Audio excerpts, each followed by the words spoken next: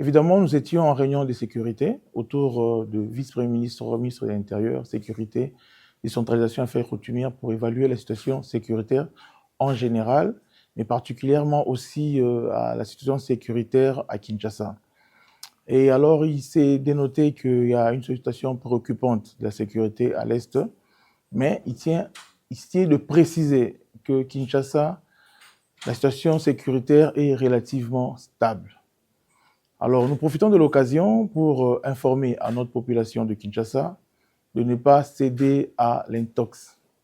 Alors, il s'est propagé beaucoup de faux bruits, beaucoup des alertes fausses qui a essayé d'instaurer l'intoxication, l'intox, mais également la psychose par rapport aux faits qui ne sont pas justement réels.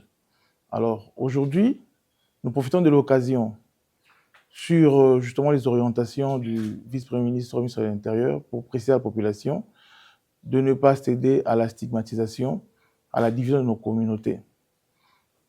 La ville de Kinshasa est stable, nonobstant quelques faits bénins signalés, de braquage, et puis voilà, des infiltrations non autrement identifiées, mais les enquêtes se poursuivent pour que ces malfrats soient déférés devant les instances judiciaires.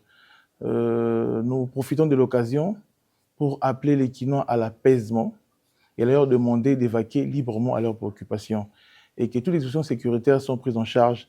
L'armée et la police sont justement là pour accompagner toutes ces mesures afin que les Kinois puissent continuer à vivre paisiblement dans l'étendue de la ville de Kinshasa.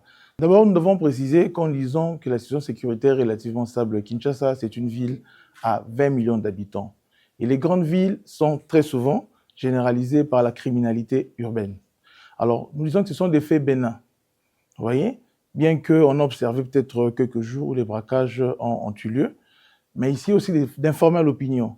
Il y a un groupe qui est déjà arrêté, déféré à la justice, et nous allons vous les présenter d'ici peu. Et de ce groupe-là, nous sommes déjà sur la piste d'autres groupes qui continuent à opérer. Et nous assurons à la population que la ville est stable sécuritairement. Et encore des dispositions qui ont été renforcées par la police et l'armée, afin que nous puissions vivre paisiblement dans la ville.